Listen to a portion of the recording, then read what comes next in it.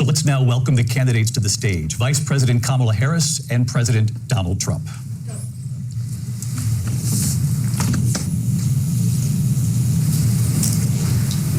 He's going in for a handshake.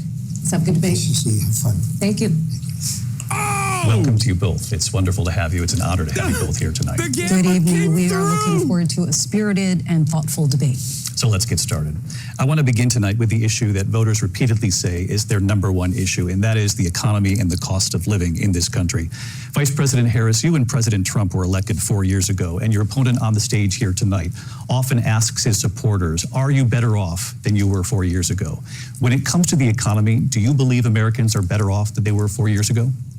So I was raised as a middle-class kid, and I am actually the only person on this stage who has a plan that is about lifting up the middle class and working people of America. I believe in the ambition, the aspirations, the dreams of the American people. And that is why I imagine and have actually a plan to build what I call an opportunity economy. Because here's the thing. We know that we have a shortage of homes and housing, and the cost of housing is too expensive for far too many people. We know that young families need support to raise their children, and I intend on extending a tax cut for those families of $6,000, which is the largest child tax credit that we have given in a long time, so that those young families can afford to buy a crib, buy a car seat, buy clothes for their children. My passion, one of them, is small businesses. My mother raised my sister and me, but there was a woman who helped raise us. We call her our second mother. She was a small business owner. I love our small businesses. My plan is to give a $50,000 tax deduction to startup small businesses, knowing they are part of the backbone of America's economy. My opponent, on the other hand, his plan is to do what he has done before, which is to provide a tax cut for billionaires and big corporations, which will result in $5 trillion to America's deficit. My opponent has a plan that I call the Trump's sales tax, which would be a 20% tax on everyday goods that you rely on to get through the month. Economists have said that Trump sales tax would actually result for middle-class families in about $4,000 more a year, because of his policies and his ideas about what should be the backs of middle-class people paying for tax cuts for billionaires. President Trump, I'll give you 2 minutes. First of all, I have no sales tax. That's an incorrect statement. She knows that. We're doing tariffs on other countries. Other countries are going to finally, after 75 years, pay us back for all that we've done for the world. And the tariff will be substantial in some cases. I took in billions and billions of dollars, as you know, from China. In fact, they never took the tariff off because there was so much money they can't. It would totally destroy everything that they've set out to do. They're taking in billions of dollars from China and other places. They've left the tariffs on. When I had it, I had tariffs, and yet I had no inflation. Look, we've had a terrible economy because inflation which is really known as a country buster. It breaks up countries. We have inflation like very few people have ever seen before, probably the worst in our nation's history. We were at 21%, but that's being generous because many things are 50, 60, 70, and 80% higher than they were just a few years ago. This has been a disaster for people, for the middle class, but for every class. On top of that, we have millions of people pouring into our country from prisons and jails, from mental institutions and insane asylums, and they're coming in and they're taking jobs that are occupied right now by African Americans and Hispanics, and also unions. Unions are going to be affected very soon. And you see what's happening. You see what's happening with towns throughout the United States. You look at Springfield, Ohio. You look at Aurora in Colorado. They are taking over the towns. They're taking over buildings. They're going in violently. These are the people that Xi and Biden led into our country, and they're destroying our country. They're dangerous. They're at the highest level of criminality, and we have to get them out. We have to get them out fast. I created one of the greatest economies in the history of our country. I'll do it again and even better. We are going to get to immigration and border security during this debate, but I would like to let Vice President Harris respond on the economy here. Well, I would love to. Let's talk about what Donald Trump left us. Donald Trump left us the worst unemployment since the Great Depression. Donald Trump left us the worst public health epidemic in a century. Donald Trump left us the worst attack on our democracy since the Civil War.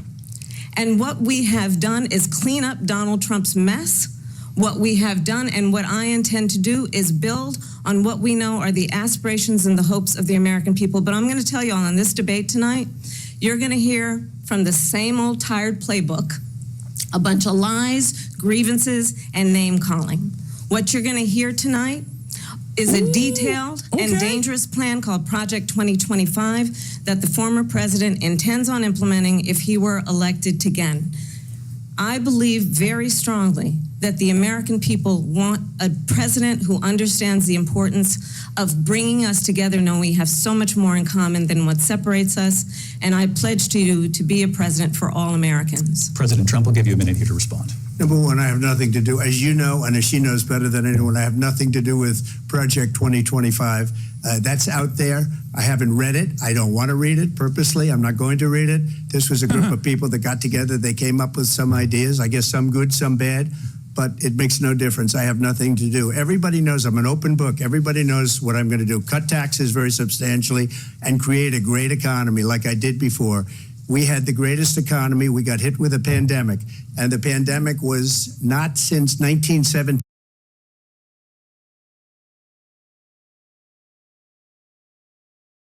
Where 100 million people died. Has there been anything like it? We did a phenomenal job with the pandemic. We handed them over a country where the economy and where the stock market was higher than it was before the pandemic came in. Nobody's ever seen anything like it. We made ventilators for the entire world. We got gowns, we got masks, we did things that nobody thought possible. And people give me credit for rebuilding the military. They give me credit for a lot of things, but not enough credit for the great job we did with the pandemic. But the only jobs they got were bounce back jobs. These were jobs bounced back, and it bounced back and it went to their benefit. But I was the one that created them. They know it, and so does everybody else. Vice President No, Harris. that's so bad, dude. So You got a lot Donald of Trump jobs. has no plan for you.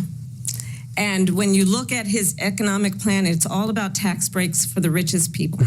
I am offering what I describe as an opportunity economy, and the best economists in our country, if not the world, have reviewed our relative plans for the future of America. God. Okay, Joe What Biden. Goldman Sachs has said is that Donald Trump's plan would make the economy worse. Mine would strengthen the economy. What Goldman the Wharton Sachs? School has said is Donald Trump's plan You're a Democrat. would What the fuck's actually wrong with you? explode the deficit. 16 Nobel laureates have described his economic plan as something that would increase inflation and by the middle of next year would invite a recession. You just have to look at where we are and where we stand on the issues. And I'd invite you to know that Donald Trump actually has no plan for you because he is more interested in defending himself than he is in looking out for you. It's just a soundbite. They gave her that to say. Look, I went to the Wharton School of Finance, and many of those professors, the top professors, think my plan is a brilliant plan. It's a great plan. It's a plan that's going to bring up our worth, our value as a country. It's going to make people want to be able to He's go already and work, cutting in. create jobs, and create a lot of good, solid money for our country. And just to finish off, she doesn't have a plan. She copied Biden's plan, and it's like 4 sentences, like run, spot, run. 4 sentences that are just, oh, we'll try and lower taxes. She doesn't have a plan. Take a look at her plan. She doesn't have a plan. Mr. President, I do want to drill down on something you both brought up. The Vice President brought up your tariffs. You responded, and let's drill down on this because your plan is what she calls is essentially a national sales tax. Your proposal calls for tariffs, as you pointed out here, on foreign imports they're across helping the board. Kamala. You recently said that you might double your plan, imposing tariffs up to 20% on goods coming into this country. As you know, many economists say that with tariffs at that level, costs are then passed on to the consumer. Vice President Harris has argued it'll mean higher prices on gas, food, clothing, medication, arguing it costs the typical family nearly $4,000 a year. Do you believe Americans can afford higher prices because of tariffs? They're not going to have higher prices. What's going to have and who's going to have higher prices is China and all of the countries that have been ripping us off for years. I was the only president ever China was paying us hundreds of billions of dollars, and so were other countries. And, you know, if she doesn't like them, they should have gone out and they should have immediately cut the tariffs. But those tariffs are there. No, the moderator's already said it's a under sales their tax. administration. It's great framing. We are going to take on in tariffs. billions of dollars, hundreds of billions of dollars. I had no inflation, virtually no inflation. They had the highest inflation perhaps in the history of our country, because I've never seen a worse period of time. People can't go out and buy cereal or bacon or eggs or anything else. The people of our country are absolutely dying with what they've done. They've destroyed the economy. And all you have to do is look at a poll. The polls say 80 and 85 and even 90% that the Trump economy was great, that their economy was terrible. Vice President Harris, I do want to ask for your response, and you heard what the president said there, because the Biden administration did keep a number of the Trump tariffs in place. So how do you respond? Well, let's be clear that the Trump administration resulted in a trade deficit, one of the highest we've ever seen in the history of America. He invited trade wars. You want to talk about his deal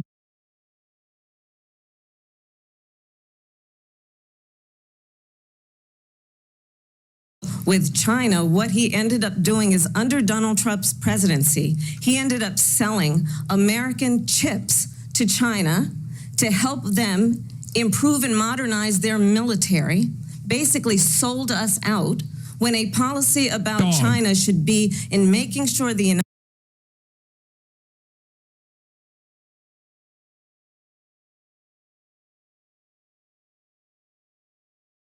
United States of America wins the competition for the 21st century, which means focusing on the details of what that requires, focusing on relationships with our allies, focusing on investing in American-based technology so that we win the race on AI, on quantum computing, focusing on what we need to do to support America's workforce so that we don't end up having on the short end of the stick in terms of workers' rights. But what Donald Trump did, let's talk about this, with COVID, is he actually thanked President Xi for what he did during COVID. Look at his tweet.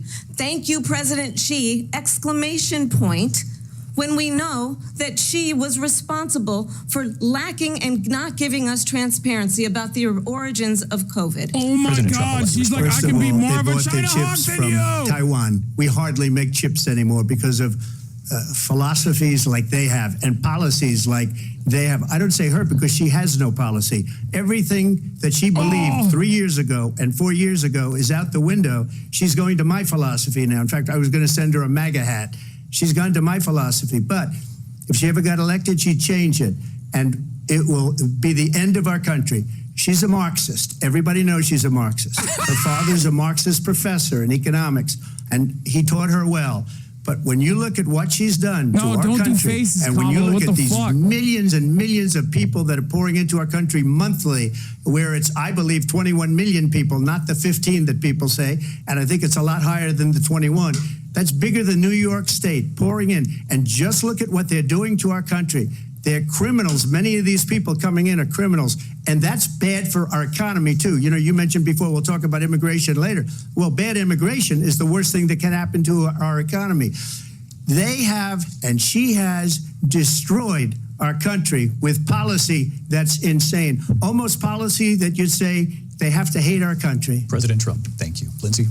I want to turn to the issue of abortion. President Trump, you've often touted that you were able to kill Roe v. Wade. Last year, you said that you were proud to be the most pro-life president in American history. Then last month, you said that your administration would be great for women and their reproductive rights. In your home state of Florida, you surprised many with regard to your 6-week abortion ban, because you initially had said that it was too short. So far, very good for Kamala, very bad for Trump. We need more than 6 weeks. But then the very next day, you reversed course and said you would vote to support the 6-week ban. Vice President Harris says that women shouldn't trust you on the issue of abortion because you've changed your position so many times. Therefore, why should they trust you? Well, the reason I'm doing that vote is because the plan is, as you know, the vote is, they have abortion in the 9th month. They even have, and you can look at the governor of West Virginia, the previous governor of West Virginia, not the current governor, who's doing an excellent job, but the governor before, He said the baby will be born and we will decide what to do with the baby. In other words, we'll execute the baby. And that's why I did that, because that predominates. Because they're radical. The Democrats are radical in that. And her vice presidential pick, which I think was a horrible pick, by the way, for our country. Because he is really out of it.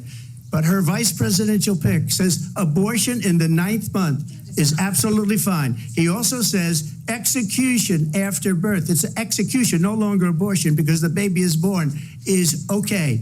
And that's not okay with me, hence the vote. But what I did is something for 52 years. They've been trying to get Roe v. Wade into the states. And through the genius and heart and strength of 6 Supreme Court justices, we were able to do that. Now, I believe in the exceptions for rape, incest, and life of the mother. I believe strongly in it. Ronald Reagan did also. 85% of Republicans do. Exceptions. Very important. But we were able to get it, and now states are voting on it. And for the first time, you're going to see, look, this is an issue that's torn our country apart for 52 years. Every legal scholar, every Democrat, every Republican, liberal, conservative, they all wanted this issue to be brought back to the states where the people could vote. And that's what happened. Now, Ohio, the vote was somewhat liberal. Kansas, the vote was somewhat liberal, much more liberal than people would have thought. But each individual state is voting. It's the vote of the people now. It's not tied up in the federal government. I did a great service in doing it. It took courage to do it. And the Supreme Court had great courage in doing it. And I give tremendous credit to those 6 justices. There is no state in this country where it is legal to kill a baby after it's born. Madam Vice President, I want to get your response to President Trump. Well, as I said, you're going to hear a bunch of lies, and that's not actually a surprising fact. Let's understand how we got here. Donald Trump hand-selected 3 members of the United States Supreme Court with the intention that they would undo the protections of Roe v. Wade. And they did exactly as he intended. And now in over 20 states, there are Trump abortion bans, which make it criminal for a doctor or nurse to provide health care. In one state, it provides prison for life. Trump abortion bans that make no exception even for rape and incest, which understand what that means. A survivor of a crime of violation to their body does not have the right to make a decision about what happens to their body next. That is immoral.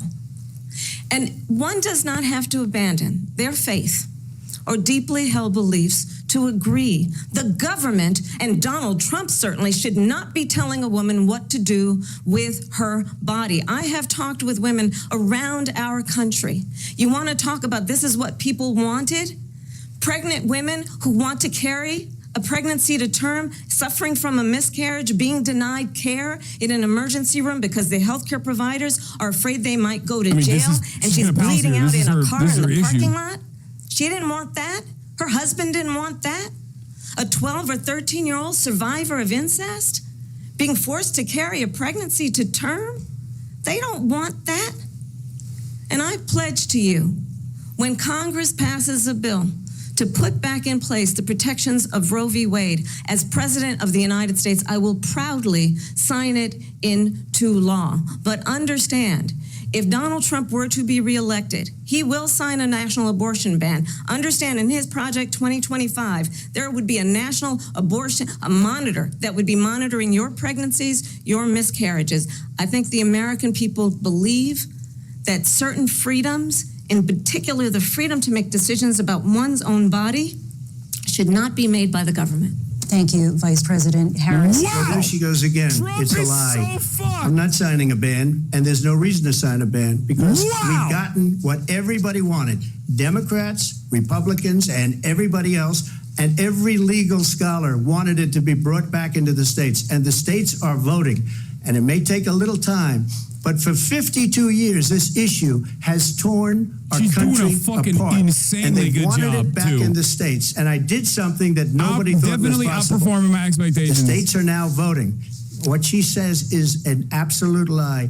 And as far as the abortion ban, no, I'm not in favor of abortion ban, but it doesn't matter because this issue has now been taken over by the states. Would you veto a Trump said, national "I'm not in abortion ban? favor of an Well, I abortion won't ban." have to because, again, and two things. Number one, she said she'll After go back to taking Congress. ownership She'll never over it. get the vote. It's impossible for her to get the vote, especially now with the 50-50 and essentially 50-50 in both Senate and the House.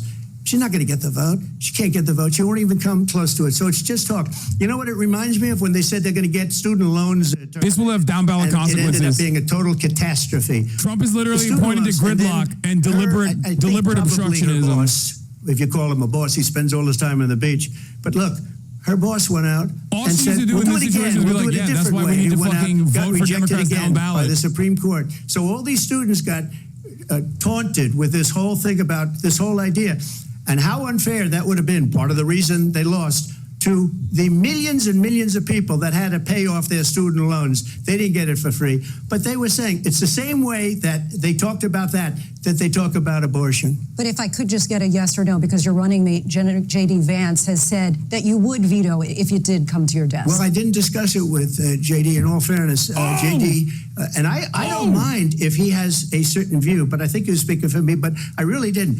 Look, we don't have to discuss it Call a because timeout. she'd never be able to get it, just Throw a like she flag, couldn't get Trump, student you need loans. They couldn't help. get student loans. They didn't even come close to getting student loans. They taunted young people and a lot of other people that had loans.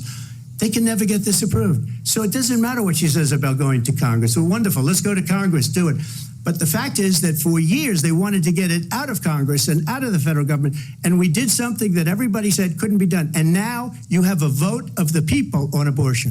Vice President Harris, I want to give you your time to respond, but I do want to ask, would you support any restrictions on a woman's right to an abortion? I absolutely support reinstating the protections of Roe v. Wade. And as you rightly mentioned, nowhere in America is a woman carrying a pregnancy to term and asking for an abortion. That is not happening. It's insulting to the women of America. And understand what has been happening under Donald Trump's abortion bans. Couples who pray and dream of having a family are being denied IVF treatments. What is happening in our country? Working people, working women who are working one or two jobs, who can barely afford childcare as it is, have to travel to another state to get on a plane sitting next to strangers to go and get the health care she needs. Barely can afford to do it, and what you are putting her through is unconscionable. And the people of America have not, the majority of Americans believe in a woman's right to make decisions about her own body, and that is why in every state where this issue has been on the ballot, in red and blue states both, the people of America have voted for freedom. Vice President Harris, Excuse me, I thank have you. to respond. Another lie. Oh, yeah. Keep Another lie. talking about abortion. I have been a leader on talking IVF, about abortion. which is fertilization. The IVF, I have been a leader. In fact, when they got a very negative decision on IVF from the Alabama courts, I saw the people of Alabama and the legislature 2 days later voted it in. I've been a leader on it. They know that, and everybody else knows it. I have been a leader on fertilization, IVF. Guys, and the other thing, reminder, this is like if Kamala should said, ask. I'm a leader on the border. will she okay? allow abortion in Remember the 8th that month, for when 9th immigration month, comes 7th up. month? No one believes you. Okay, would you do that? Why don't you ask her Why- that question? why don't you answer That's the problem. question, would you because veto? under Roe v. Answer Wade, the question, would you veto? you could do abortions in the 7th month, the 8th month, the 9th That's month, not true. and probably after birth. Just look at the Just governor, say there's former no governor fucking- of Virginia. There's no the state in governor America of Virginia where you said can we get a put third the baby trimester aside abortion and then we determine unless what it's a we medical want to do. necessity. President Trump, thank you. We're going to turn You now can to never get a immigration third and border trimester security. abortion We for know it's an fun. issue that's It has to be a important medical Republicans, necessity. Democrats, voters across the board in this country. Vice President Harris, you were tasked by President Biden with getting to the root causes of migration from Central America. We know that illegal border crossings reached a record high in the Biden administration. This past June, President Biden imposed tough new asylum restrictions. We know the numbers since then have dropped significantly. But my question to you tonight is, why did the administration wait until 6 months before the election to act? And would you have done anything differently from President Biden on this? So I'm the only person on this stage who has prosecuted transnational criminal organizations for the trafficking of guns, drugs, and human beings. And let me say that the United States Congress, including some of the most conservative members of the United States Senate, came up with a border security bill, which I supported. And that bill would have put 1,500 more border agents on the border to help those folks who are working there right now overtime trying to do their job. It would have allowed us to stem the flow of fentanyl coming into the United States. I know there are so many families watching tonight who have been personally affected by the surge of fentanyl in our country. That bill would have put more resources to allow us to prosecute transnational criminal organizations for trafficking in guns, drugs, and human beings. But you know what happened to that bill? Donald Trump got on the phone, called up some folks in Congress, and said, kill the bill. And you know why? Because he'd prefer to run on a problem instead of fixing a problem. And understand, this comes at a time where the people of our country actually need a leader who engages in solutions, who actually addresses the problems at hand. But what we have in the former president is someone who would prefer to run on a problem instead of fixing a problem. And I'll tell you something, he's going to talk about immigration a lot tonight, even when it's not the subject that is being raised. And I'm going to actually do something really unusual, and I'm going to invite you to attend one of Donald Trump's rallies, because it's a really interesting thing to watch. You will see during the course of his rallies, he talks about fictional characters like Hannibal Lecter. He will talk about windmills cause cancer. And what you will also notice is that people start leaving his rallies early out of exhaustion and boredom. And I will tell you, the one thing you will not hear him talk about is you. You will not hear him talk about your needs, your dreams, and your desires. And I'll tell you, I believe you deserve a president who actually puts you first, and I pledge to you that I will. Vice President Harris, thank you. President Trump, on that point, I want to get your response. Well, I would like to respond. Let me just I don't want to come across like I'm glazing, but that was that bill, and successfully so. That would have put thousands of additional agents and officers on the board. First, let me respond. She called him a narcissist and also separated him from her fan base. There's no reason to go. And the people that do go, she's bussing them in and paying them to be there, and then showing them in a different light. So she can't talk about that. People don't leave my rallies. We have the biggest rallies, the most incredible rallies in the history of politics. That's because people want to take their country back. Our country is being lost. We're a failing nation. And it happened 3.5 years ago. And what's going on here, you're going to end up in World War III, just to go into another subject. What they have done to our country by allowing these millions and millions of people to come into our country, and look at what's happening to the towns all over the United States. And a lot of towns don't want to talk. It's not going to be Aurora or Springfield. A lot of towns don't want to talk about it because they're so embarrassed by it. In Springfield, they're eating the dogs, the people that came in. They're eating the cats. They're eating the pets of the people that live there. And this is what's happening in our country, and it's a shame. As far as rallies are concerned, as far as the reason they go is they like what I say. They want to bring our country back. They want to make America great again. It's a very simple phrase. Make America great again. She's destroying this country, and if she becomes president, this country doesn't have a chance of success. Not only success, we'll end up being Venezuela on steroids. I just want to clarify here. You bring up Springfield, Ohio, and ABC News did reach out to the city manager there. He told us there have been no credible reports of specific claims of pets being harmed, injured, or abused by individuals within the immigrant community. Well, I've seen people on television. Let me just say here, this is the people on television say my dog was taken and used for food. So maybe he said that, and maybe that's a good thing to say for a city manager. I'm not taking this from television. But the people I'm on taking it from television the city saying their manager. dog was eaten by the people that went He's there. debating the motion. Again, Springfield city manager says there's no evidence of that. Vice President Harris, out. I'll let you respond to the rest of what you've heard. You talk about extreme. This is, I think, one of the reasons why in this election, I actually have the endorsement of 200 Republicans who have formerly worked with President Bush, Mitt Romney, and John McCain, including the endorsement of former Vice President Dick Cheney and Congress member Liz Cheney. And if you want to really know the inside track on who the former president is, if he didn't make it clear already, just ask people who have worked with him. His former chief of staff, a 4-star general, has said he has contempt for the Constitution of the United States. His former national security advisor has said he is dangerous and unfit. His former Secretary of Defense has said the nation, the Republic, would never survive another Trump term. And when we listen to this kind of rhetoric, when the issues that affect the American people are not being addressed, I think the choice is clear in this election. President Trump, I'll give you a quick minute to respond here. Thank you, because when I hear that, see, I'm a different kind of a person. I fired most of those people. Not so graciously. They did bad things or a bad job. I fired them. They never fired one person.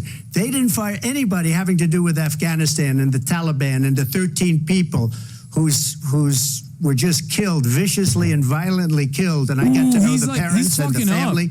They didn't fire. They should have fired all those generals, all those top people, because that was one of the most incompetently handled situations anybody has ever seen. So when somebody does a bad job, I fire him. And you take a guy like Esper, he was no good, I fired him, so he writes a book. Another one writes a book, because with me they can write books, with nobody else can they. But they have done such a poor job, and they never fire anybody. Look at the economy. Look at the inflation. They didn't fire any of their economists. They have the same people. That's a good way not to have books written about you. But just to finish, I got more votes than any Republican in history by far. In fact, I got more votes than any president, sitting president in history by far. Let me continue on immigration. It was what you wanted to talk about earlier, so let's get back to your deportation don't help him, David proposal that the vice president has reacted to as well. You fucking ass. President Trump, you call this the largest domestic deportation operation in the history of our country. You say you would use the National Guard. You say if things get out of control, you'd have no problem using the U.S. military. Police, yes. You also said you would use local police. How would you deport 11 million undocumented immigrants? I know you believe that number is much higher. The HasanAbi Take us through this. What does this look like? Will authorities be going door to door in this country? Yeah, it is much higher because of them. They allowed criminals, many millions of criminals. They allowed terrorists. They allowed common street criminals. They allowed people to come in, drug dealers to come into our country, and they're now in the United States and told by their countries like Venezuela, don't ever come back or we're going to kill you. He's not you know answering that crime in Venezuela and crime in countries all over the world is way down. You know why? Because they've taken their criminals off the street and they've given them to her to put into our country. And this will be one of the greatest mistakes in history for them to allow. And I think they probably did it because they think they're going to get votes, but it's not worth it because they're destroying the fabric of our country by what they've done. There's never been anything done like this at all. They've destroyed the fabric of our country. Millions of people let in, and all over the world, crime is down all over the world except here. Crime here is up and through the roof. Crime is down. Despite their fraudulent statements that they made. Crime in this country is through the roof. And we have a new form of crime. It's called migrant crime. And it's happening at levels that nobody thought possible. President Trump, as you know, the FBI says overall violent crime is actually coming down in this country. But excuse me, the FBI they were defrauding statements. They didn't include the worst cities. They didn't include the cities with the worst crime. It was a fraud, just like their number of 818,000 jobs that they said they created turned out to be a fraud. President Trump, thank you. I'll let you respond, Vice President Harris. Well, I think this is so rich coming from someone who has been prosecuted for national security crimes, economic crimes, election interference, has been found liable for sexual assault. Stop hitting and his him. next big court appearance is in November. Stop. You did enough direct attacks. Hit him on policies. Hit them on the crime shit. Where each person stands on the issue of what is important about respect for the rule of law and respect for law enforcement. The former vice president called for defunding federal law enforcement, 45,000 agents, get this, on the day after he was arraigned on 34 felony counts. So let's talk about what is important in this race. It is important that we move forward, that we turn the page on this same old tired rhetoric and address the needs of the American people, address what we need to do about the housing shortage, which I have a plan for, address what we must do to support our small businesses, address bringing down the price of groceries. But frankly, the American people are exhausted with this same old tired playbook. Vice President Harris, thank you. Excuse me. Every one of those cases was started by them against their political opponent. And I'm winning most of them, and I will win the rest on appeal. And you saw that with the decision that came down just recently from the Supreme Court. I'm winning most of them. But those are cases, it's called weaponization. Never happened in this country. They weaponized the Justice Department. Every one of those cases was involved with the DOJ, from Atlanta and Fani Willis to the Attorney General of New York. Oh my and God, the this DA is of New so York. good. Loser Every shit. one of those cases. And then they say, oh, he's a criminal. They're the ones that made them go after me. By the way, Joe Biden was found essentially guilty on the documents case. And what happened in my documents case? They said, oh, that's the toughest of them all. A complete and total victory. 2 months ago, it was thrown out. It's weaponization, and they used it, and it's never happened in this country. They used it to try and win an election. They're fake cases. President Trump, thank you. A really quick response here, Vice President Harris, on this notion of weaponization of the Justice Department. Well, let's talk about extreme and understand the context in which this election in 2024 is taking place. The United States Supreme Court recently ruled that the former president would essentially be immune from any misconduct if he were to enter the White House again. Understand, this is someone who has openly said he would terminate, I'm quoting, terminate the Constitution of the United States, that he would weaponize the Department of Justice against his political enemies. Someone who has openly expressed disdain for members of our military. Understand what it would mean if Donald Trump were back in the White House with no guardrails, because certainly we know now the court won't stop him. We know J.D. Vance is not going to stop him. It's up to the American people Vice to President stop Harris, him. thank you. Lindsay? Vice President Harris, in your last run for president. This is the one that weaponized, not me. She weaponized. I probably took a bullet to the head because of the things that they say about me. They talk about democracy. I'm a threat to democracy. They're the threat to democracy with a fake Russia investigation We do have a lot that went nowhere. We have a lot to get to. Lindsay? Vice President Harris, in your last run for president, you said you wanted to ban fracking. Now you don't. You wanted mandatory government buyback programs for assault weapons. Now your campaign says you don't. You supported decriminalizing border crossings. Now you're taking a harder line. I know you say that your values have not changed. So then why have so many of your policy positions changed? So my values have not changed, and I'm going to discuss every one of at least every point that you've made. But in particular, let's talk about fracking, because we're here in Pennsylvania. I made that very clear in 2020. I will not ban fracking. I have not banned fracking as Vice President of the United States. And in fact, I was the tie-breaking vote on the Inflation Reduction Act, which opened new leases for fracking.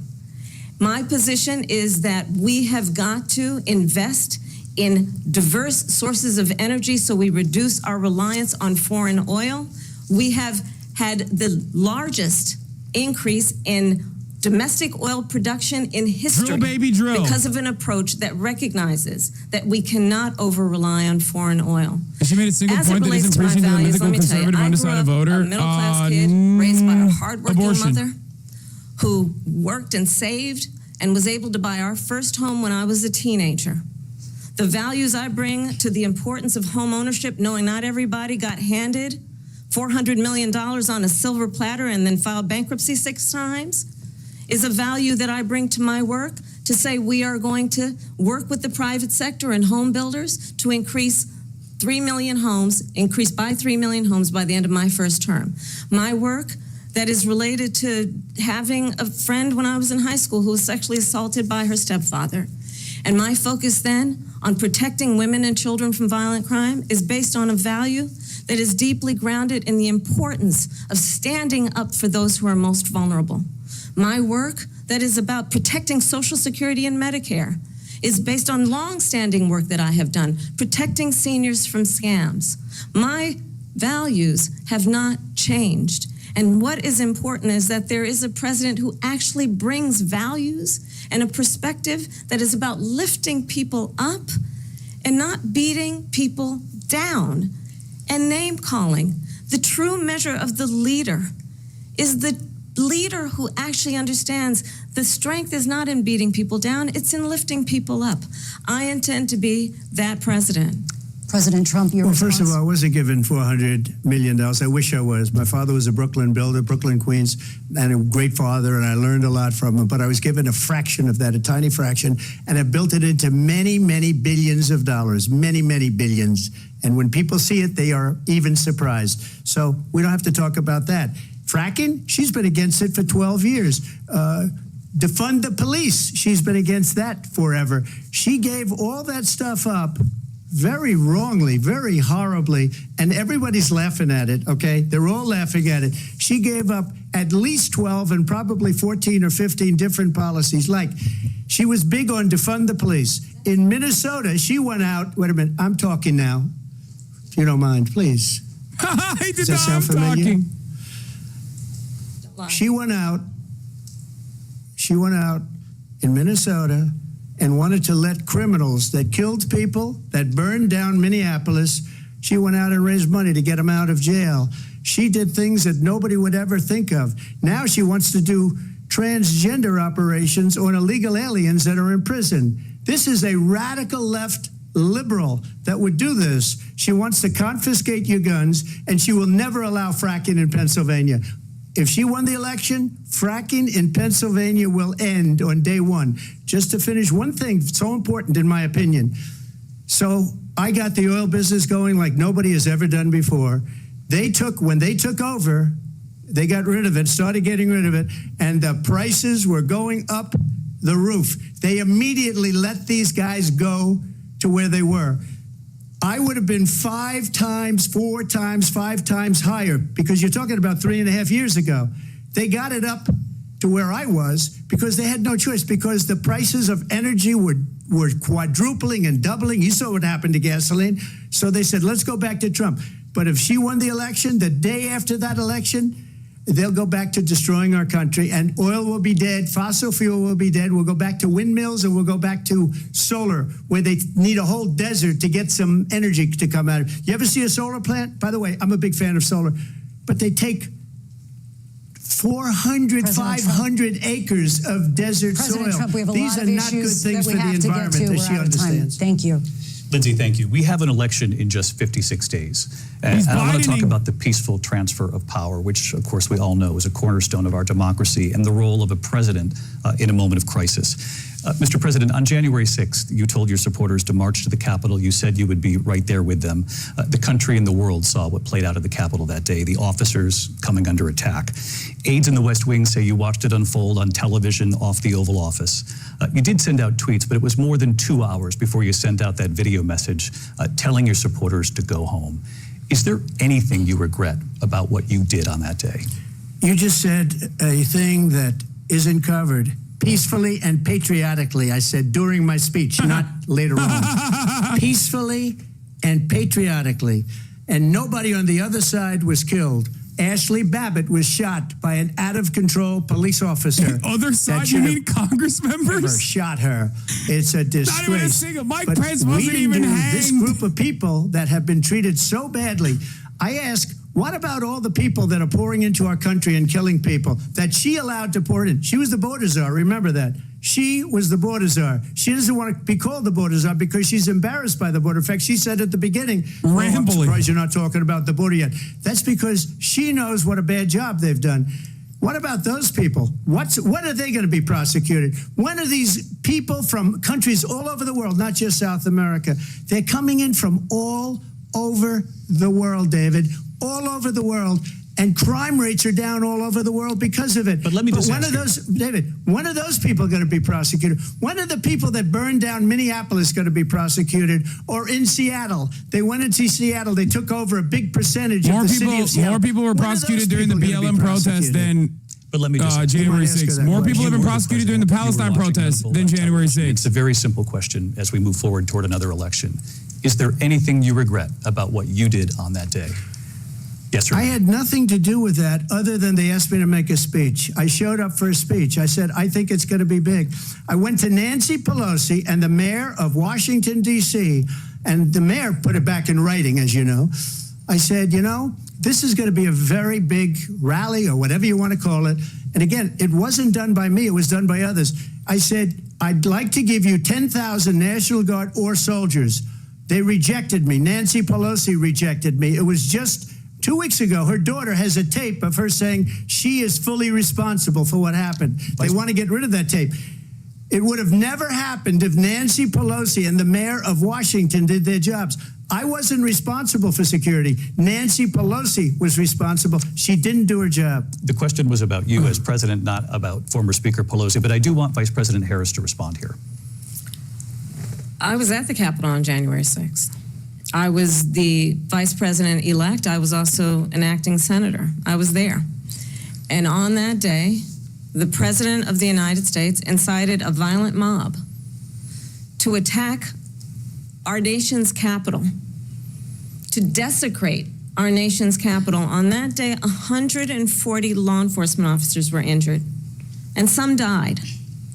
And understand, the former president has been indicted and impeached for exactly that reason. But this is not an isolated situation. Let's remember Charlottesville, where there was a mob of people carrying tiki torches, spewing anti-Semitic hate. And what did the president then at the time say? There were fine people on each side. Let's remember that when it came to the Proud Boys, a militia, the president said, the former president said, stand back and stand by. So for everyone watching who remembers what January 6th was, I say, we don't have to go back. Let's not go back. We're not going back. It's time to turn the page. And if that was a bridge too far for you, well, there is a place in our campaign for you to stand for country, to stand for our democracy, to stand for rule of law, and to end the chaos, and to end the approach that is about attacking the foundations of our democracy because you don't like the outcome. And be clear on that point. Donald Trump, the candidate, has said in this election there will be a bloodbath if this and the outcome of this election is not to his liking. Let's turn the page on this. Let's not go back. Let's chart a course for the future and not go backwards to the past. Let me just follow up here. It was a different term, and it was a term that related to energy because they have destroyed our energy business. What? That was where bloodbath was. Also, on Charlottesville, that story has been, as you would say, debunked. Laura Ingraham, Sean Hannity, Jesse, all of these people, they covered it. If they go an extra sentence, they will see it was perfect. It was debunked in almost every newspaper, but they still bring it up, just like they bring 2025 up. They bring all of this stuff up. I ask you this, you talk about the Capitol. Why are we allowing these millions of people to come through on the southern border? How come she's not doing anything? And I'll tell you what I would do. Hey guys, remember when I said neo-Nazis are very fine people? We would both leave this debate right now. I'd like to see her go down to Washington, D.C. during this debate because we're wasting a lot of time. Go down to, because she's been so bad, it's so ridiculous. Go down to Washington, D.C. and let her sign a bill to close up the border because they have the right to do it. They don't need bills. They have the right to do it. The President of the United States, you'll get him out of bed, you'll wake him up at 4 o'clock in the afternoon, you'll say, come on down to the office, let's sign a bill. If he signs a bill that the border is closed, all he has to do is say it to the Border Patrol, who are phenomenal. If they do that, the border is closed. Mr. Those President, people are killing many people, unlike J6. We talked immigration here tonight. I do want to focus on this next issue to both of you because it really brings us this into focus, truth in these times that we're living in. Mr. President, for 3.5 years after you lost the 2020 election, you repeatedly falsely claimed that you won, many times saying you won in a landslide. In the past couple of weeks leading up to this debate, you have said, quote, you lost by a whisker, that you, quote, didn't quite make it, that you came up a little bit short. I said that? Are you now acknowledging that you lost in 2020? No, I don't acknowledge that at all. But I you said did that say sarcastically. That. You know that. It was said, oh, we lost by a whisker. That was said sarcastically. Look, There's so much proof. All you have to do is look at it. And they should have sent it back to the legislatures for approval. I got almost 75 million votes, the most votes any sitting president has ever gotten. I was told if I got 63, which was what I got in 2016, you can't be beaten. The election, people should never be thinking about it. An election is fraudulent. We need two things. We need walls. And we have to have it. We have to have borders, and we have to have good elections. Our elections are bad. And a lot of these illegal immigrants coming in, they're trying to get them to vote. They can't even speak English. They don't even know what country they're in practically. And these people are trying to get them to vote. And that's why they're allowing them to come into our country. I did watch all of Just these pieces of video. I didn't detect the sarcasm lost by a whisper. We didn't quite make it. And we should just point out here as clarification, and you know this, you and your allies, 60 cases in front of many judges, many of them Republican. No judge looked at it. And said there was no we didn't have widespread standing. fraud. That's the other thing. They said we didn't have standing, a technicality. Can you imagine a system where a person in an election doesn't have standing? The president of the United States doesn't have standing. That's how we lost. If you look at the facts, and I'd love to have you'll do a special on it. I'll show you Georgia, and I'll show you Wisconsin, and I'll show you Pennsylvania, and I'll show you.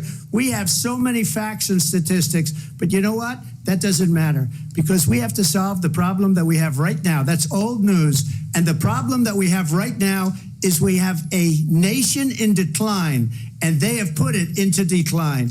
We have a nation that is dying, David. Mr. President, thank you. Vice President Harris, you heard the president there tonight. He said he didn't say that he lost by a whisker. So he still believes he did not lose the election that was won by President Biden and yourself.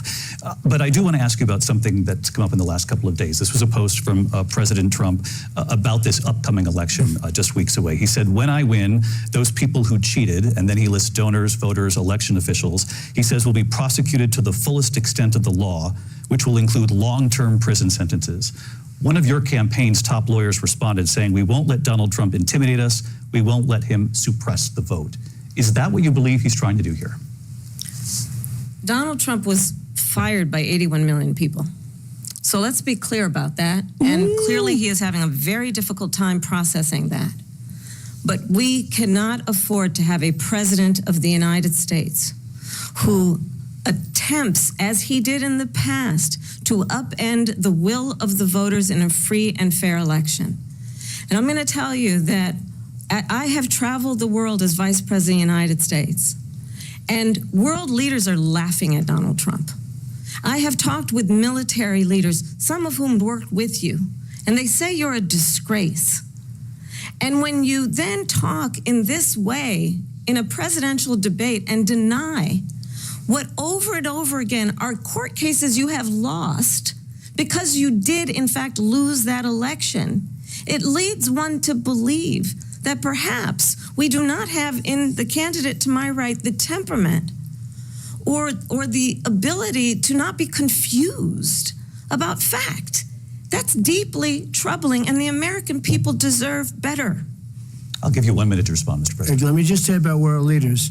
Viktor Orban, one of the most respected men, they call him a strong man. He's a tough person. Americans love Viktor Orban. Prime Minister of Hungary. They said, way. why is the whole world blowing up? 3 years ago it wasn't. Why is it blowing up? He said, because you need Trump back as president. They were afraid of him. China was afraid, and I don't like to use the word afraid, but I'm just quoting him. China was afraid of him. North Korea was afraid of him. Look at what's going on with North Korea, by the way. He said Russia was afraid of him. I ended the Nord Stream 2 pipeline, and Biden put it back on day one, but he ended the XL pipeline. The XL pipeline in our country, he ended that. But he let the Russians build a pipeline going all over Europe and heading into Germany, the biggest pipeline in the world. Look, Viktor Orban said it. He said the most respected, most feared person is Donald Trump. We had no problems when Trump was president. But when this weak, pathetic man that you saw at a debate just a few months ago, that if he weren't in that debate, he'd be running instead of her. She got no votes. He got 14 million votes. What you did, you talk about a threat to democracy. He got 14 million votes, and they threw him out of office. And you know what? I'll give you a little secret. He hates her. He can't stand her. But he got 14 million votes. They threw him out. She got 0 votes. And when she ran, She was the first one to leave because she failed. And now she's running. I don't understand it, but I'm okay with it because your time is I think up. we're going to do very well. We've got a lot more to get to. Turning now to the Israel-Hamas war and the hostages who are still being held. Here we go. Israel among dick them. riding. Vice President Harris, in December, you said, quote, Israel has a right to defend itself, but you added, quote, it matters how, saying international humanitarian law must be respected. Israel must do more to protect innocent civilians. You said that 9 months ago. Now an estimated 40,000 Palestinians are dead. Nearly 100 hostages remain. Just last week, Prime Minister Benjamin Netanyahu said there's not a deal in the making. President Biden has not been able to break through the stalemate. How would you do it? Well, let's understand how we got here. On October 7, Hamas, a terrorist organization, slaughtered 1,200 Israelis. She's losing Michigan. Many of them young people who were simply attending a concert. Women were horribly raped. And so absolutely, I said then, I say now, Israel has a right to defend itself. We would. And how it does so matters. Because it is also true, far too many innocent Palestinians have been killed. Children, mothers. What we know is that this war must end. It must end immediately. And the way it will end is we need a ceasefire deal and we need the hostages out.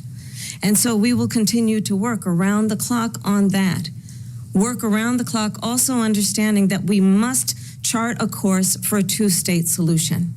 And in that solution, there must be security for the Israeli people and Israel, and in equal measure for the Palestinians. But the one thing I will assure you always, I will always give Israel the ability to defend itself, in particular as it relates to Iran and any threat that Iran and its proxies pose to Israel. But we must have a two-state solution where we can rebuild Gaza, where the Palestinians have security, self-determination, and the dignity they so rightly deserve. Fucking lines, dude. President Trump, how would you negotiate with Netanyahu and also Hamas in order to get the hostages out and prevent the killing of more innocent civilians in Gaza? If I were president, it would have never started. If I were president, Russia would have never, ever, I know Putin very well, he would have never, and there was no threat of it either, by the way, for 4 years, have gone into Ukraine and killed millions of people when you add it up, far worse than people understand what's going on over there. But when she mentions about Israel, all of a sudden, she hates Israel. She wouldn't even meet with Netanyahu when he went to Congress to make a very important speech. She refused to be there because she was at a sorority party of hers. She wanted to go to the sorority party. She hates Israel. If she's president, I believe that Israel will not exist within 2 years from now. And I've been pretty good at predictions, and I hope I'm wrong about that one. Yes! She hates Israel. At the same time, in her own way, she hates the Arab population. I'm voting for Kamala Harris. Because the whole place is going to get blown up. Arabs, Jewish people, Israel will be gone. It would have never happened. Iran was broke under Donald Trump. Now Iran has $300 billion because they took off all the sanctions that I had. Iran had no money for Hamas or Hezbollah or any of the 28 different spheres of terror. And they are spheres of terror. Horrible terror. They had no money. It was a big story, and you know it. You covered it very well, actually. They had no money for terror. They were broke. Now they're a rich nation. And now what they're doing is they're spreading that money around. Look at what's happening with the Houthis and Yemen. Look at what's going on in the Middle East. This would have never happened. I will get that settled and he fast. Fucked up the and I'll peaceful get the war line, though. with Ukraine and Russia ending. I think he tried if to I'm angle president-elect, I'll get it. it done. He tried to angle it as like he's the peaceful candidate. He fucked president. it up. Vice President Harris, he says you hate Israel. That's absolutely not true. I have my entire career and life supported Israel and the Israeli Kamala, people. You fucking He knows idiot. that. He's trying to, again, divide and distract fucking room, from the reality, which is, it is very well known that Donald Trump is weak and wrong on national security and foreign policy. It is well known that he admires dictators, wants to be a dictator on day one, according to himself. It is well known that he said of Putin that he can do whatever the hell he wants and go into Ukraine. It is well known that he said when Russia went into Ukraine, it was brilliant. It is well known he exchanged love letters with Kim Jong-un. And it is absolutely well known that these dictators and autocrats are rooting for you to be president again because they're so clear. They can manipulate you with flattery and favors. And that is why so many military leaders who you have worked with have told me you are a disgrace. That is why we understand that we have to have a president who is not consistently weak and wrong on Vice national President security, Harris. including the importance of upholding and respecting in highest regard our military. Vice President Harris, thank you. They're the ones, and she's the one that caused it, that's weak on national security by allowing every nation last month for the year, 168 different countries sending people into our country. Their crime rates are way down. Putin endorsed her last week, said, I hope she wins. And I think he meant it because what he's gotten away with is absolutely incredible. It wouldn't have happened with me. The leaders of other countries think that they're weak and incompetent, and they are. They're grossly incompetent. And I just ask one question. Why does Biden go in and kill the Keystone Pipeline and approve the single biggest deal that Russia's ever made, Nord Stream 2, the biggest pipeline anywhere in the world going to Germany and all over Europe? Because they're weak and they're ineffective. And Biden, by the way, President gets paid Trump, a lot of money. Thank you. We have a lot of issues to get to. We'll be right back with much more of this historic ABC News presidential debate from the Holy National Constitution fuck. Center right here in Philadelphia. Back. God damn, what a fucking journey we went on. Yo, Eddinger Mentham, you can unmute. Okay. What an absolutely fucking insane. Okay. Yeah, she didn't bring up that he has the morals of an alley cat. She's fucking throwing. This is I know. like She ridiculous. also, did you notice that she didn't say we beat Medicare, which was weird because that was a powerful man. bar when Joe Biden deployed that one. Or not bring up the immigrant deaths during the abortion question. Classic mistake. I don't know what she was thinking. yeah, I found that very odd. So, okay, right off the jump, really fucking strong start. I will. Yeah. She outperformed my expectations by wide margins. Okay, Yeah, there was a lot of.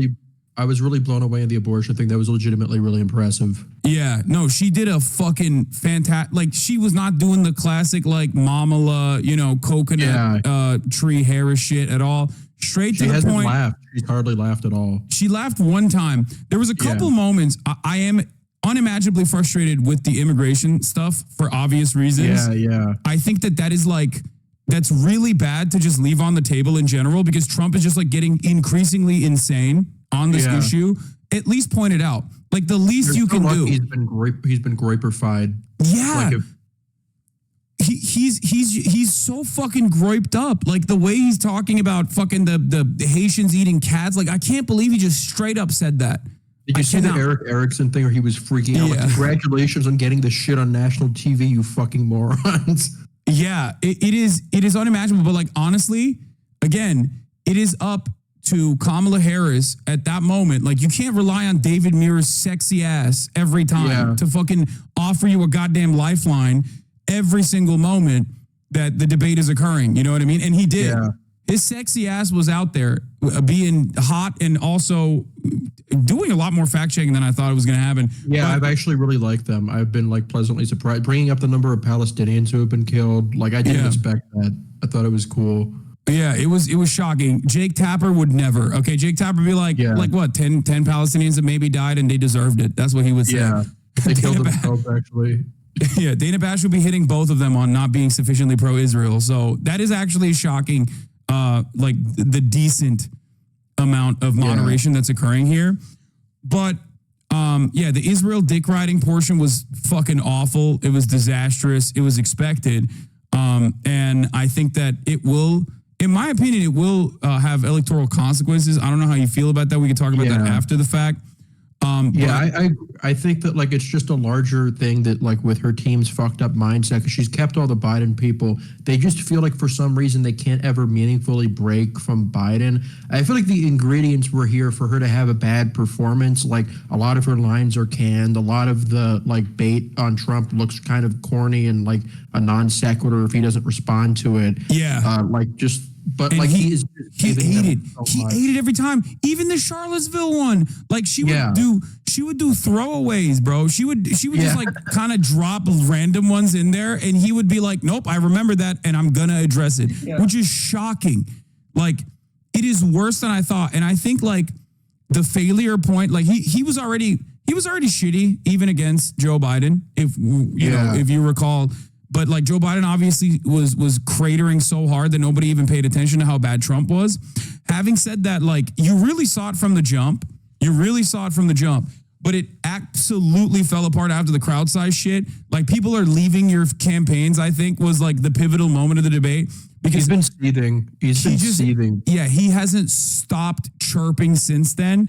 And I think like a lot of Americans just care about optics overall. And if you were like will this motivate more people to go out and vote for Kamala Harris? I don't know, because like there isn't a lot of like policies past the opening monologue. But overall, I mean, she absolutely looks way more professional. Like she is reminding people how fucking narcissistic Donald Trump is and showing like what a normal president would look like in a way that even Joe Biden wasn't able to do after 2020. So it's just like, I mean, I'm like trying to keep track of like the pulse, like with like just like searching stuff on Twitter.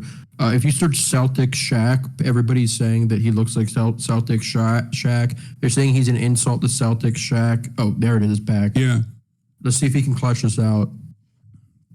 I think it's over. Debate tonight. We're going to continue here, and probably. I want to turn to the war in Ukraine. We're now 2.5 years into this conflict. Mr. President, it has been the position of the Biden administration that we must defend Ukraine from Russia, from Vladimir Putin, to defend their sovereignty, their democracy, that it's in America's best interest to do so, arguing that if Putin wins, he may be emboldened to move even further into other countries. You have said you would solve this war in 24 hours. You said so just before the break tonight. How exactly would you do that? And I want to ask you a very simple question tonight. Another HasanAbi line. Ukraine to win this war. I want the war to stop. I want to save lives that are being uselessly, people being killed by the millions. It's the millions. It's so much worse than the numbers that you're getting, which are fake numbers. Look, we're in for $250 billion. I hate to do this, but also the ad break is coming right now. I'm ask sorry. Europe, which is a much bigger beneficiary to getting this thing done than we are. They're in for $150 billion less because Biden and you don't have the courage to ask Europe, like I did with NATO. They paid billions and billions, hundreds of billions of dollars when I said, either you pay up or we're not going to protect you anymore. So that's maybe one of the reasons they don't like me as much as they like weak people. But you take a look at what's happening. We're in for 250 to 275 billion. They're into 100 to 150. They should be forced to equalize. With that being said, I want to get the war settled. I know Zelensky very well, and I know Putin very well. I have a good relationship, and they respect your president, okay? They respect me. They don't respect Biden. How would you respect him? Why? For what reason?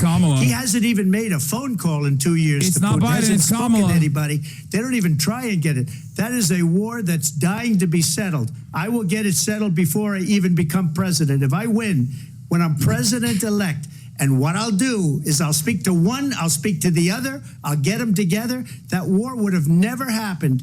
And in fact, when I saw Putin after I left, unfortunately left because our country has gone to hell. But after I left, when I saw him building up soldiers, he did it after I left, I said, oh, he must be negotiating. It must be a good, strong point of negotiation. Well, it wasn't, because Biden had no idea how to talk to him. He had no idea how to stop it. And now you have millions of people dead, and it's only getting worse, and it could lead to World War III. Don't kid yourself, David.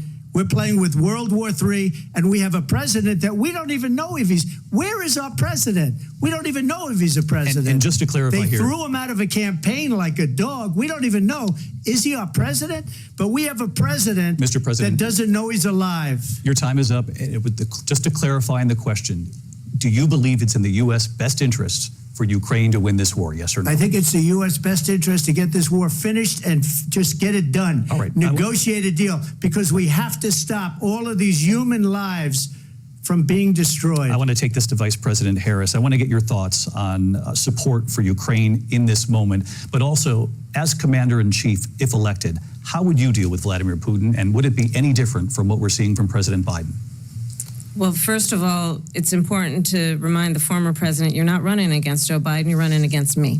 Oh, I believe the reason that Donald Trump says that this war would be over within 24 hours is because he would just give it up.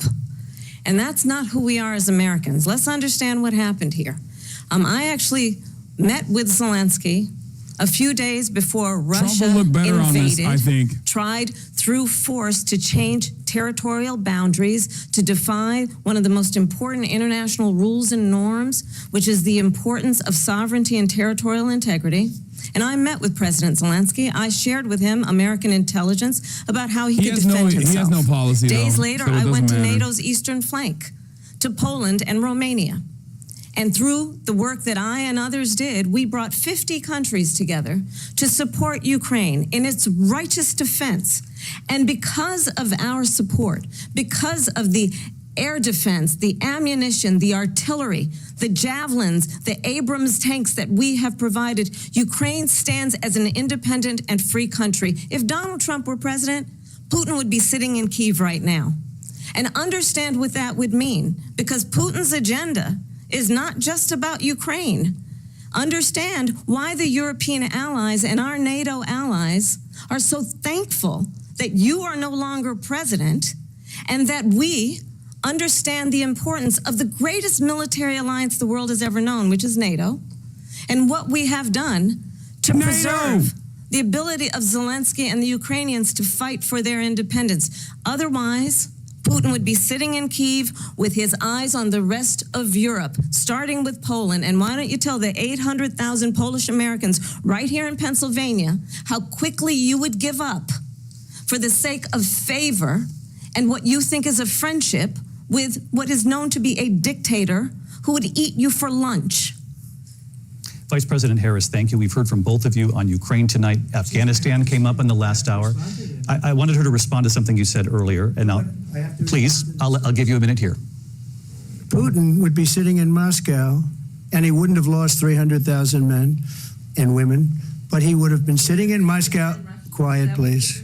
He would have been sitting in Moscow much happier than he is right now. But eventually, you know, he's got a thing that other people don't have. He's got nuclear weapons. They don't ever talk about that. He's got nuclear weapons. Nobody ever thinks about that. And eventually, maybe he'll use them, and maybe he hasn't been that threatening, but he does have that. Something we don't even like to talk about. Nobody likes to talk about it. But just so you understand, they sent her to negotiate peace before this war started. 3 days later, he went in and he started the war because everything they said was weak and stupid. They said the wrong things. That war should have never started. She was the emissary. They sent her in to negotiate with Zelensky and Putin, and she did. And the war started 3 days later. And that's the kind of talent we have with her. She's worse than Biden. In my opinion, I think he's the worst president in the history of our country. She goes down as the worst vice president in the history of our country. But let me tell you something. She is a horrible negotiator. They sent her in to negotiate. As soon as they left, Putin did the invasion. President Trump, thank you. You did bring up something. You said she went to negotiate with Vladimir Putin. Vice President Harris, have you ever met Vladimir Putin? Can you clarify tonight? Yet again, I said it at the beginning of this debate, you're going to hear a bunch of lies coming from this fellow. And that is another one. When I went to meet with President Zelensky, I've now met with him over 5 times. The reality is it has been about standing as America always should as a leader upholding international rules and norms, as a leader who shows strength, understanding that the alliances we have around the world are dependent on our ability to look out for our friends and not favor our enemies because you adore strong men instead of caring about democracy. And that is very much what is at stake here. The President of the United States is commander-in-chief, and the American people have a right to rely on a president who understands the significance of America's role and responsibility in terms of ensuring that there is stability and ensuring we stand up for our principles and not sell them for the benefit of personal flattery. We've talked about Ukraine and Vladimir Putin. I do want to talk about Afghanistan. It came up in the first hour of this debate. I want to move on to Afghanistan. Stoltenberg said Trump did the most amazing thing I've ever seen. He got these countries, the 28 countries at the time, to pay up. He said, I've never seen. He's the head of NATO. He said, I've never seen. For years, we were paying almost all of NATO. We were being ripped off by European nations, both on trade and on NATO. I got them to pay up by saying one of the statements you made before, if you don't pay, we're not going to protect you. President Otherwise, Trump. we would have never gotten it. He said it was one of the most incredible jobs that he's ever seen done. Thank you. I want to turn to Afghanistan. It came up in the first hour of the debate, and we witnessed a poignant moment today on Capitol Hill, honoring the soldiers who died in the chaotic withdrawal from Afghanistan. I do want to ask the Vice President, do you believe you bear any responsibility in the way that withdrawal played out? Well, I will tell you, I agreed with President Biden's decision to pull out of Afghanistan. 4 presidents said they would, and Joe Biden did. And as a result, America's taxpayers are not paying the $300 million a day we were paying for that endless war. And as of today, there is not one member of the United States military who is in active duty in a combat zone in any war zone around the world, the first time this century. 67. But let's understand how we got to where we are. Donald Trump, when he was president, negotiated one of the weakest deals you can imagine. He calls himself a deal maker. Even his national security advisor said it was a weak, terrible deal. And here's how it went down. He bypassed the Afghan government. He negotiated directly with a terrorist organization called the Taliban. The negotiation involved the Taliban getting 5,000 Taliban terrorists released. And get this, and the president at the time invited the Taliban to Camp David, a place of storied significance for us as Americans, a place where we honor the importance of American that wasn't a bad diplomacy, idea. where we invite and receive. And that's why Joe Biden followed along with it. And this former president, as president, invited them to Camp David because he does not again appreciate the fuck? What are you going to do? Not bring the Palestinians to Camp David? Freak. Of the President of the United States to This point be is stupid. commander-in-chief with a level of respect. And this gets back to the point of how he has consistently disparaged and If Trump demeaned was smart, he'd be members like, of our military, that's how you do deals. fallen soldiers, and the work that we must do to uphold the strength and the respect of the United States of America around the world. Vice President Harris, thank you. President Trump, your response to her saying that you began the negotiations with the Taliban. So if you take a look at that period of time, the Taliban was killing our soldiers, a lot of them, with snipers. And I got involved with the Taliban because the Taliban was doing the killing. That's the fighting force within Afghanistan. They don't bother doing that because, they deal with the wrong people all the time. But I got involved. And Abdul is the head of the Taliban. He is still the head of the Taliban. And I told Abdul, don't do it anymore. You do it anymore, you're going to have problems. And he said, why do you send me a picture of my house? I said, you're going to have to figure that out, Abdul. And for 18 months, we had nobody killed.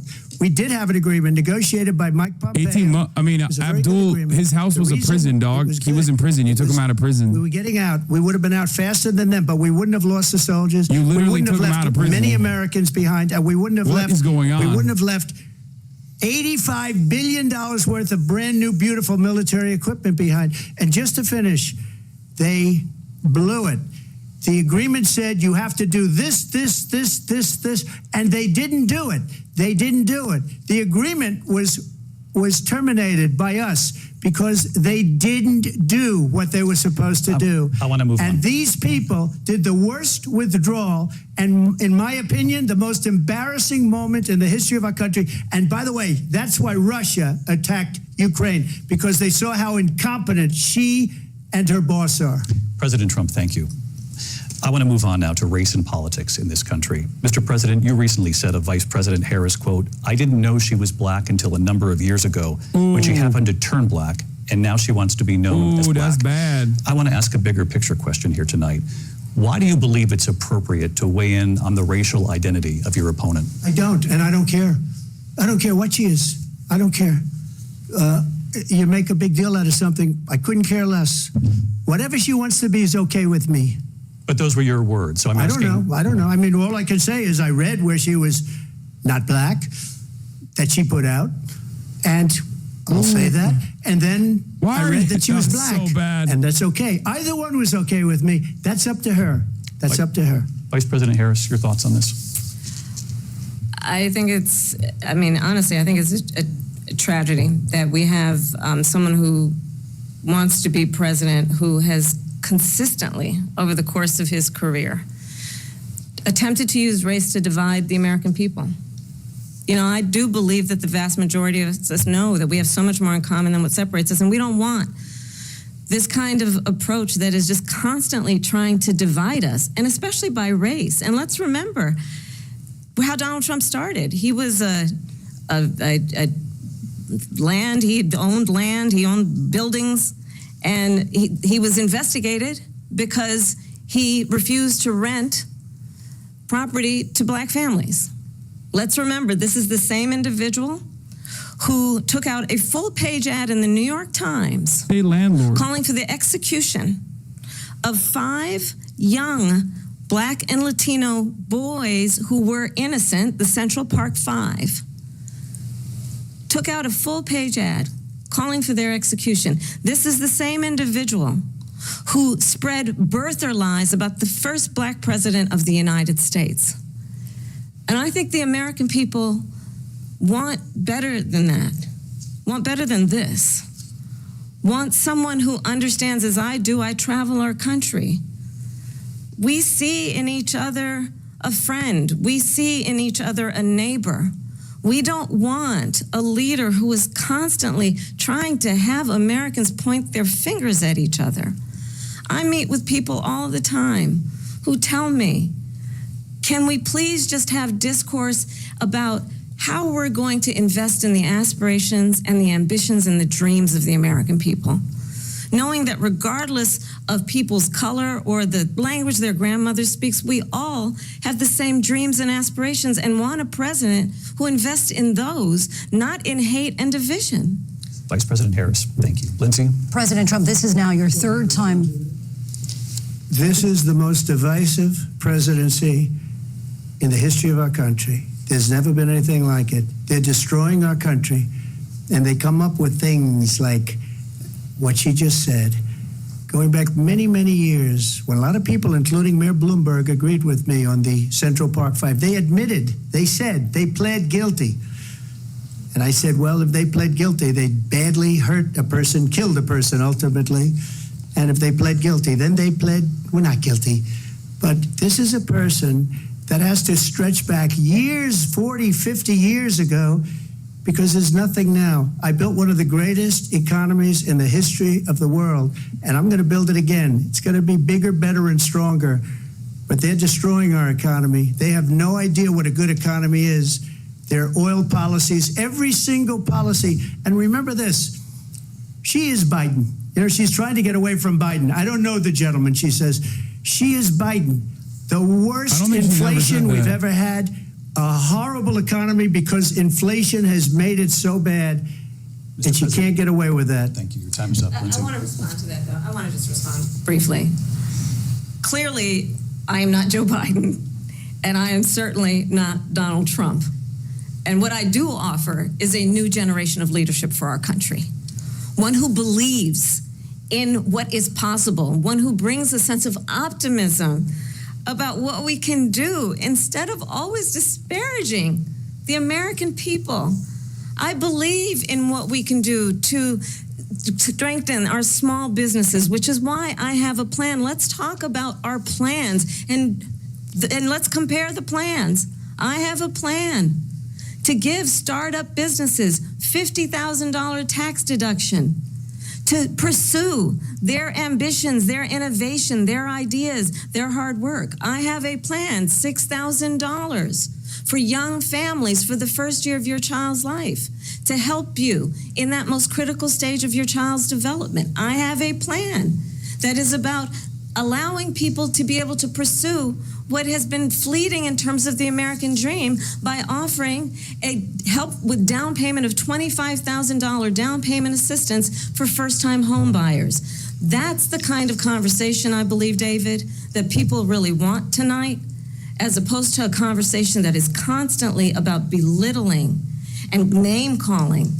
Let's turn the page Vice President and move Harris, forward. thank you. Let's turn to policy. President Let's turn Trump, back we to have to policy. move on. President Trump.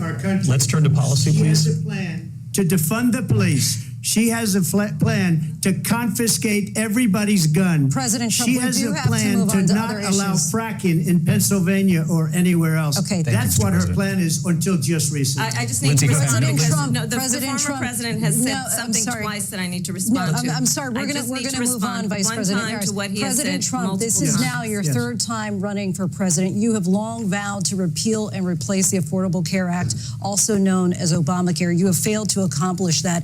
You now say you're going to keep Obamacare, quote, unless we can do something much better. Last month, you said, quote, we're working on it. So tonight, 9 years after you first started running, do you have a plan, and can you tell us what it is? Obamacare was lousy health care, always was. It's not very good today. And what I said, that if we come up with something, and we are working on things, we're going to do it and we're going to replace it. But remember this, I inherited Obamacare because Democrats wouldn't change it. They wouldn't vote for it. They were unanimous. They wouldn't vote to change it. If they would have done that, we would have had a much better plan than Obamacare. But the Democrats came up. They wouldn't vote for it. I had a choice to make when I was president. Do I save it and make it as good as it can be, never going to be great, or do I let it rot? And I felt I had an obligation, even though politically it would have been good to just let it rot and let it go away. I decided, and I told my people, the top people, and they're very good people. I have a lot of good people in that administration. We read about the bad ones. We had some real bad ones too, and so do they. They have really bad ones. The difference is they don't get rid of them. But let me just explain. I had a choice to make. Do I save it and make it as good as it can be, or do I let it rot? And I saved it. I did the right thing. But it's still never going to be great, and it's too expensive for people. And what we will do is we're looking at different plans. If we can come up with a plan that's going to cost our people, our population, less money and be better health care than Obamacare, then I would absolutely do it. But until then, I'd run it as good as it can be run. So just a yes or no, you still do not have a plan? I have concepts of a plan. I'm not president right now. But if we come up with something, I would only change it if we come up with something that's better and less expensive. Oh, and this there are is so concepts bad. and options we have to do that. And you'll be hearing about it in the not too distant future. Vice President Harris, in 2017, you supported Bernie Sanders' proposal to do away with private insurance and create a government-run healthcare system. 2 years later, you proposed a plan that included a private insurance option. What is your plan today? Well, first of all, I absolutely support, and over the last 4 years as vice president, private healthcare options. But what we need to do is maintain and grow the Affordable Care Act. But I'll get to that, Lindsay. I just need to respond to a previous point that the former president has made. I've made very clear my position on fracking. And then this business about taking everyone's guns away. Tim Walz and I are both gun owners. We're not taking anybody's guns away. So stop with the continuous lying about this stuff. As it relates to the Affordable Care Act, understand, just look at the history to know where people stand. When Donald Trump was president, 60 times he tried to get rid of the Affordable Care Act. 60 times. I was a senator at the time when I will never forget the early morning hours when it was up for a vote in the United States Senate. And the late, great John McCain, who you have disparaged as being, you don't like him, you said at the time, because he got caught. He was an American hero. The late, great John McCain, I will never forget that night, walked onto the Senate floor and said, no, you don't. No, you don't. No, you don't get rid of the Affordable Care Act. You have no plan. And what the Affordable Care Act has done is eliminate the ability of insurance companies to deny people with pre-existing conditions. I don't have to tell the people watching tonight, you remember what that was like? Remember when an insurance company could deny if a child had asthma, if someone was a breast cancer survivor, if a grandparent had diabetes? And thankfully, as I've been vice president, and we over the last 4 years have strengthened the Affordable Care Act, we have allowed for the first time Medicare to negotiate drug prices on behalf of you, the American people. Donald Trump said he was going to allow Medicare to negotiate drug prices. He never did. We did.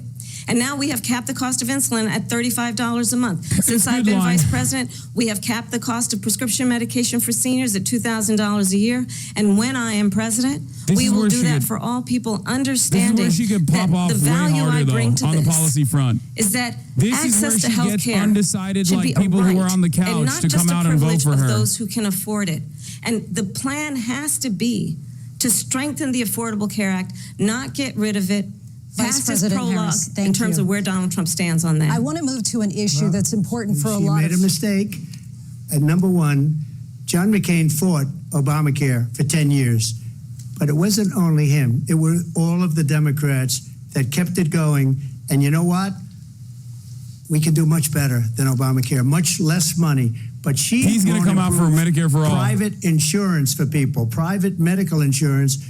That's another thing she doesn't want to get. President People Trump. are paying privately for insurance that have worked hard and made money, and they want to have private. She wants everybody to be on government insurance where you wait 6 months for an operation that you need immediately. President Trump, thank you. We have another issue that we'd like to get to that's important for a number of Americans, in particular younger voters, and that's climate change. President Trump, with regard to the environment, you say that we have to have clean air and clean water. Vice President Harris, you call climate change an existential threat. The question to you both tonight is, what would you do to fight climate change? And Vice President Harris, we'll start with you. 1 minute for you each. Well, the former president had said the climate change is a hoax. And what we know is that it is very real. You ask anyone who lives in a state who has experienced these extreme weather occurrences, who now is either being denied home insurance or it's being jacked up. You ask anybody who has been the victim of what that means in terms of losing their home, having nowhere to go. We know that we can actually deal with this issue. The young people of America care deeply about this issue. And I am proud that as vice president over the last 4 years, we have invested $1 trillion in a clean energy economy, while we have also increased domestic gas production to historic levels. We have created over 800,000 new manufacturing jobs while I have been vice president. We have invested in clean energy to the point that we are opening up factories around the world. Donald Trump said he was going to create manufacturing jobs. He lost manufacturing jobs. And I'm also proud to have the endorsement of the United Auto Workers and Sean Fain, who also know that part of building a clean energy economy includes investing in American-made products, American automobiles. It includes growing what we can do around American manufacturing and opening up auto plants, not closing them like happened under Donald Trump. Vice President Harris, thank you. That didn't happen under Donald Trump. Let me just tell you, they lost 10,000 manufacturing jobs this last month. It's going, they're all leaving. They're building big auto plants in Mexico, in many cases owned by China. They're building these massive plants, and they think they're going to sell their cars into the United States because of these people. What they have given to China is unbelievable. But we're not going to let that. We'll put tariffs on those cars so they can't come into our country, because they will kill the United Auto Workers and any auto worker, whether it's in Detroit or South Carolina or any other place. What they've done to business and manufacturing in this country is horrible. We have nothing because they refuse. You know, Biden doesn't go after people because supposedly China paid him millions of dollars. He's afraid to do it. Between him and his son, They get all this money from Ukraine. They get all this money from all of these different countries. Dude, and then every you wonder, why is he so fucking loyal Trump to take this is a one, that one, conspiracy, Ukraine, China? unfounded. Why is he? Why did he get $3.5 million from the mayor of Moscow's wife? Why did he get This why did she motherfucker pay is him supposed to be talking about $3.5 climate million? right now. This is a crooked administration, and they're selling our country down the tubes. President Trump, thank you. Thank you. We'll be right back with closing statements from both of our candidates at a historic my night, this ABC News God, presidential bro. debate from Philadelphia. Back. What the fuck? Okay, that shit was hella boring. The second half was so boring. The first one was like, the first half was like way more powerful than the second half. I'm not gonna lie. They front loaded that shit pretty hard, and they kept the Israel stuff to the end too. But honestly, not great. Okay, not great overall. Second half was definitely weaker. Trump is just still continuing to devolve. Every conversation just like goes on a tangent. I think there was some moments where Kamala Harris was also flubbing a little bit. What do you think? She didn't try to bait him at all in the second half, which I thought was kind of weird. Like that went like kind of like weirdly smoothly. He sounded terrible. I think that like right now, like the poly market like odds for like who won the debate is like 95% for Kamala, which like I think will be true. They usually have like the intra, like the one big thing that I was like really kind of shocked by, that I was surprised that she didn't really hit him on. He got baited on the fucking Central Park 5. He said they were guilty. Like, Yeah. God, yeah, that was one thing he got baited on, I guess. Like, it's not over yet. Somebody said it's over, but it's not. It's still, No. There's the final monologue that they're going to do their final closing statements, which I suspect is going to be exactly the same shit that they've said. For better or for worse, both Kamala Harris and Donald Trump are just like kind of going and doing exactly what they've been doing. Like her Israel stuff was just like obviously dog shit. I think that there was my analysis on this, and I've been saying this for quite some time now, is that on the issue of like not the Afghan withdrawal necessarily, that was a powerful moment for Kamala Harris, like actually standing on that. Even though she flubbed the first half. I will say, like, I think Donald Trump presented himself as a peaceful dove against Hillary Clinton in 2016, and a lot of voters responded positively to that.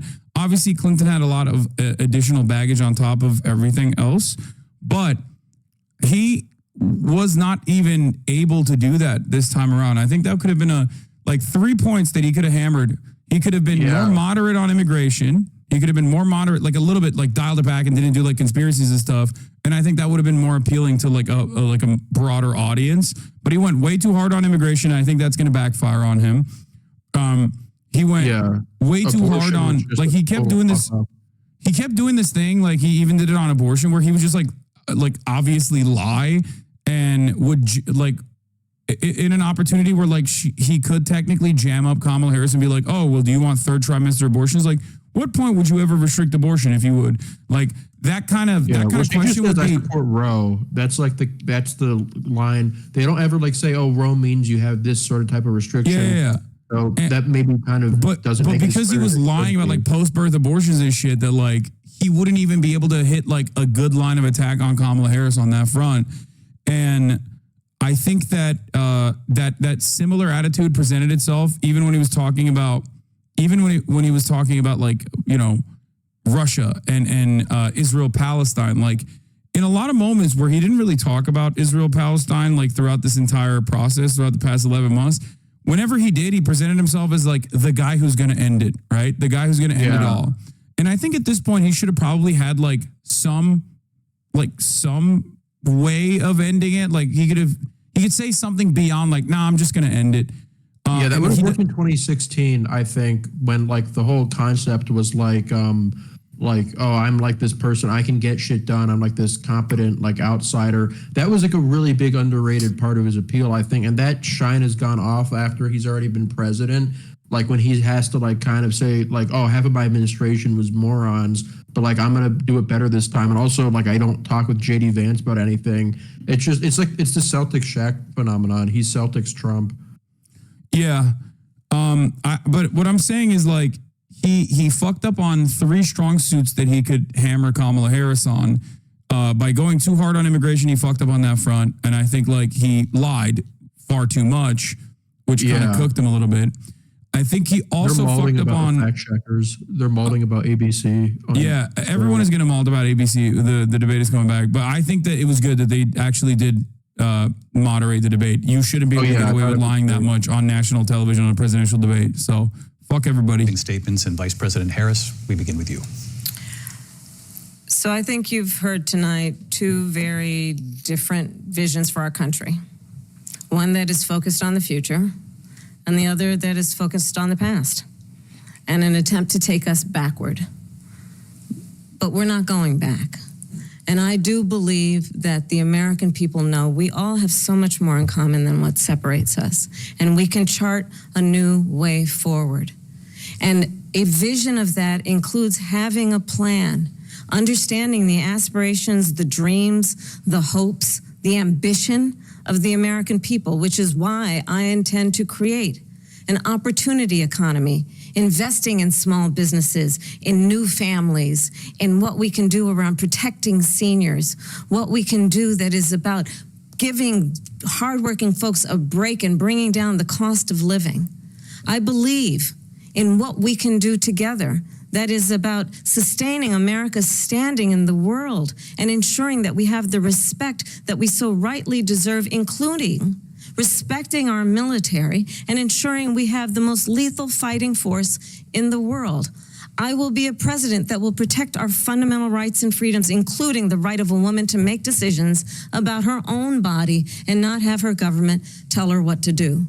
I'll tell you, I started my career as a prosecutor. I was a DA, I was an attorney general, a United States senator, and now vice president. I've only had one client, the people.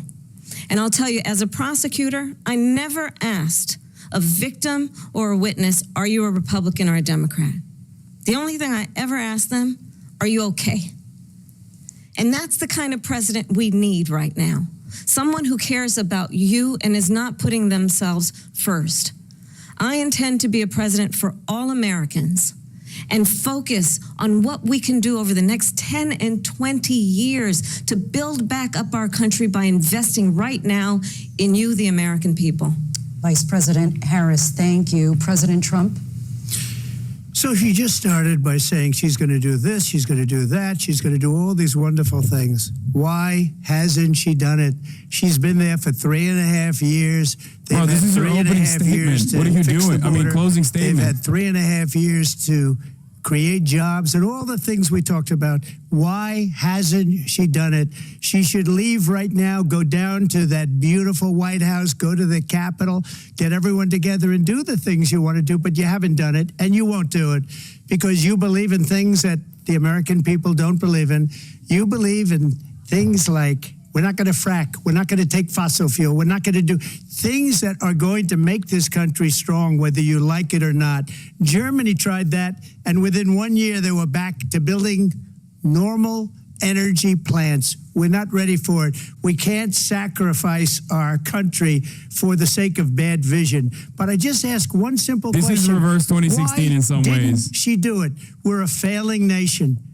We're a nation that's in serious decline. We're being laughed at all over the world. All over the world, they're laughing. I know the leaders very well. They're coming to see me. Viktor Orban is laughing at us. We're laughed at all over the world. They don't understand what happened to us as a nation. We're not a leader. We don't have any idea what's going on. We have wars going on in the Middle East. We have wars going on with Russia and Ukraine. We're going to end up in a third world war, and it'll be a war like no other because of nuclear weapons, the power of weaponry.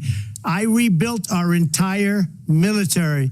She gave a lot of it away to the Taliban. She gave it to Afghanistan. What these people have done to our country, and maybe toughest of all, is allowing millions of people to come into our country. Many of them are criminals, and they're destroying our country. The worst president, the worst vice president in the history of our country. President That's your Trump, closing thank statement? you. And that is our ABC News presidential debate from here in Philadelphia at the National Constitution Bruh. Center. I'm Lindsay Davis. And I'm David Muir. Thank you for watching That here in was the U.S. and all over ass. the world, and from all of us here at ABC News. That was ass. That was so bad, bro. That's crazy. Wait, hold on. What do we got here? ABC with our post. Okay, nothing else. Okay.